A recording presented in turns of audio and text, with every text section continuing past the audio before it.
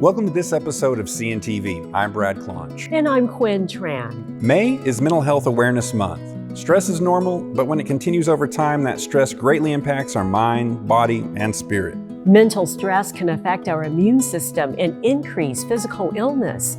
Here's more from Dr. Judy Goforth Parker on the mind-body connection and the Chickasaw Nation's efforts to improve mental wellness. The mental health is equally as important. And so I'm really glad that we're taking the time this month to highlight that for people so that they realize the importance of our mental health, our mental wellness.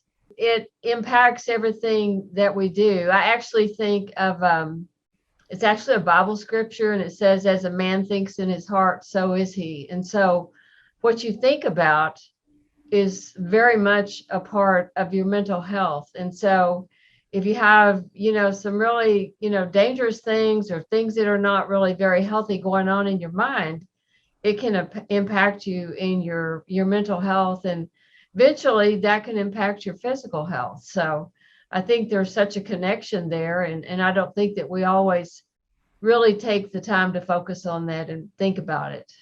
The Chickasaw Nation has a mental health initiative, Chickasaw Anokfili, which means Thinking Chickasaw. Tell us more about this effort.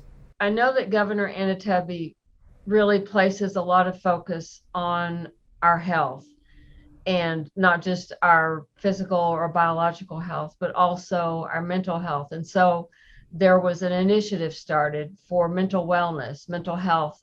And so that all departments of the Chickasaw Nation were involved in that. The cabinet put together a group of people. They started meeting, knowing that mental health is going to be a part of every place that you work in the Chickasaw Nation. It's not just in the Department of Health or the Department of Family Services, where we have a lot of our mental health services, but it can be anywhere that you are. So we wanted everybody to be thinking about that. And I think back to the mission statement that we have to enhance the overall quality of life of the Chickasaw people. And I think about that word, the overall quality of life. So that means it's over everything, it's about everything. And so our mental wellness is a part of that. I can be very healthy in my physical body, but if my mental health is not where it should be, it's going to impact my biological health eventually.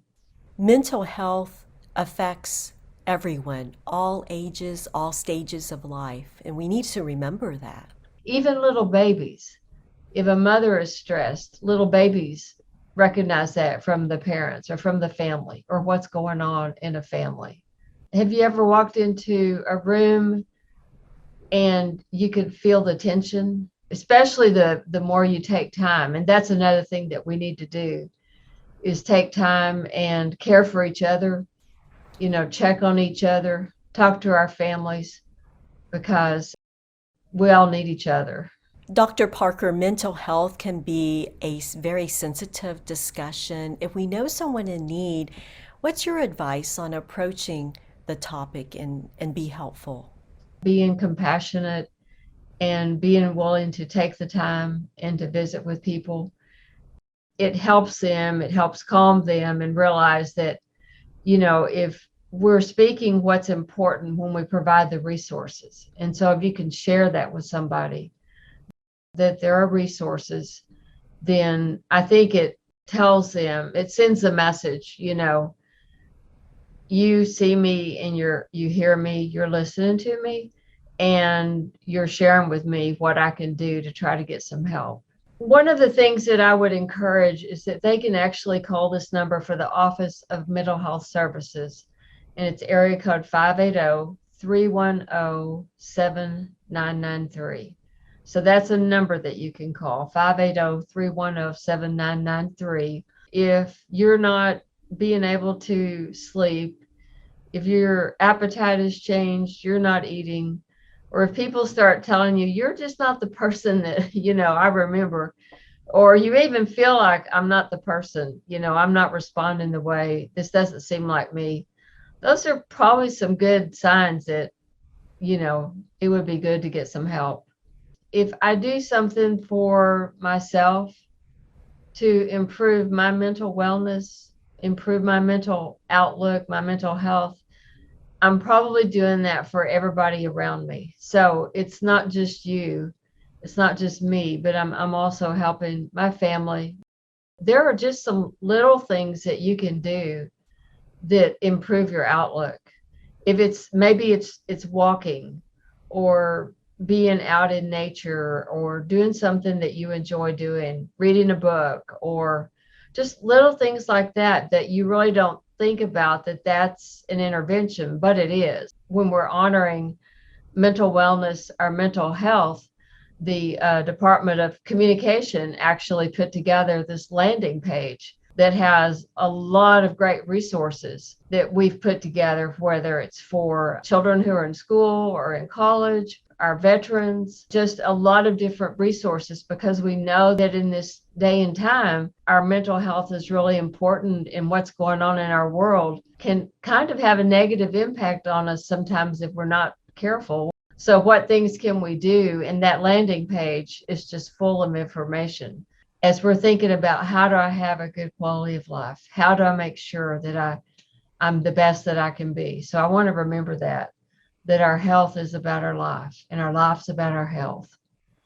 Anxiety disorders are the most common mental health issue in the country, affecting nearly 20% of the adult population. We'll continue this conversation about mental wellness in May. Next time, we connect with a psychologist to discuss mental health, focusing on children and families. National Women's Health Week is May 14th through the 20th, a time to encourage women and girls to make their health a priority. Observing women's health begins on Mother's Day. This year's theme is Women's Health: Whole health, prevention, care, and well-being. Steps for better health include getting regular checkups, staying active, eating a healthy, balanced diet, prioritizing mental health, and managing stress. Registration is underway for the Dynamic Women of the Chickasaw Nation Conference. The event is set for June 1st and 2nd at WinStar World Casino and Resort Convention Center. The theme is Embracing Our Community. The conference will be in person and live streamed, featuring presentations and panel discussions. Go to the link on your screen to register for the conference. One of the panel discussions will feature next generation Chickasaws, future leaders that include Carrie Johnson. She's a college student, a star athlete, and high academic achiever. Carrie, you're connecting with us from Austin College there in Sherman, Texas. Let's start by talking about your major, what you're studying there. For sure. So I'm a junior here at AC, double majoring in English and media studies, really funneling and pursuing journalism and broadcasting. So my freshman year of college, I was very interested in sports broadcasting because I had been covered so much in high school. I was very passionate about it, very excited about it. And then when I transferred to AC, it became a little bit more broad, specifically focused on Indigenous coverage. I really enjoy the news aspect. I love to write. I think I am getting better at a broadcasting voice, and I'd love to get in front of the camera and be more connected in that way professionally.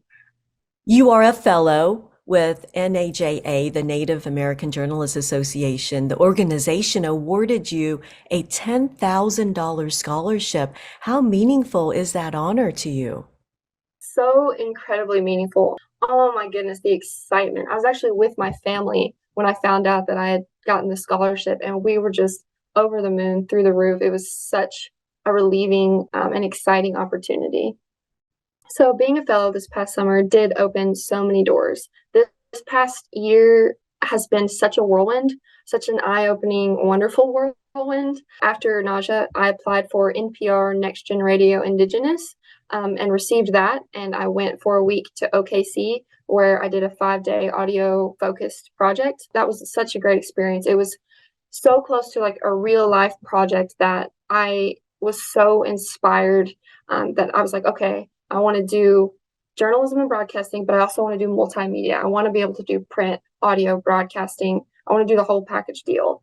After that, I also had applied to be an intern for the Chickasaw Press and got accepted to that. So I did a 10-week internship with them, where I wrote an article that's going to come out in the Choctaw magazine in the spring edition.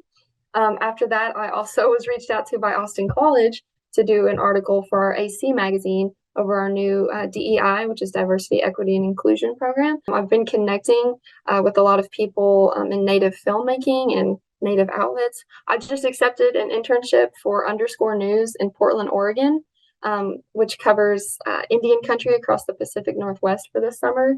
So it's been a lot, but it's been an incredible lot. And I am so hungry and passionate to do even more. You are so busy, you no longer have time for athletics. I know you come from a very talented athletic family. Both mom and dad are coaches. You were a superstar athlete in college and high school. How did sports shape you and help you grow to being the young woman you are today? Sports put me through a lot of adversity, a lot of needed adversity, a lot of growth, a lot of motivation. I went to college. I played college basketball my freshman and sophomore year, and then walked on to play college softball my sophomore year. And then now my junior year, I'm fully playing college softball. But without those experiences, I would not be where I am today. And I fully believe that. Without the ups and the downs, incredible ups and downs, by the way, I would not be where I am today professionally, personally, just kind of the whole package deal. Sports really taught me vital lessons that has contributed to who I am in my professional and personal aspect. And I'm incredibly appreciative of it. Who would you say you admire most or influence you most? I admire and am influenced the most by my younger sister, Katie. I know most older siblings don't say that they're influenced and admired or they admire their younger siblings, but I think KJ and I are a little bit different in that aspect.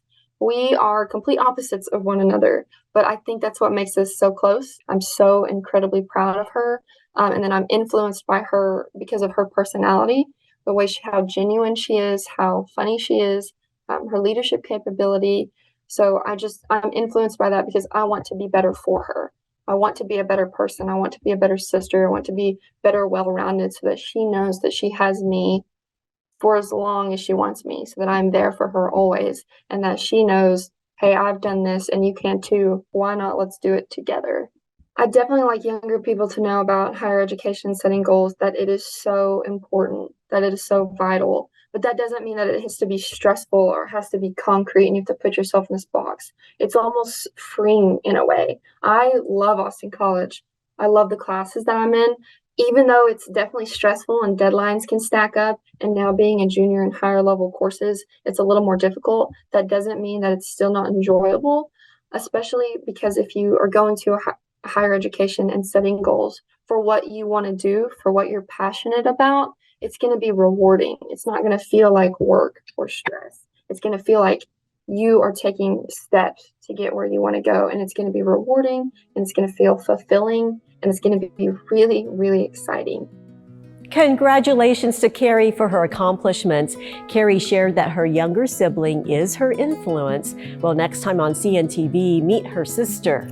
Katie Johnson is making her own mark in life through sports. Join Quinn and I for the next episode of CNTV. We'll see you back here soon.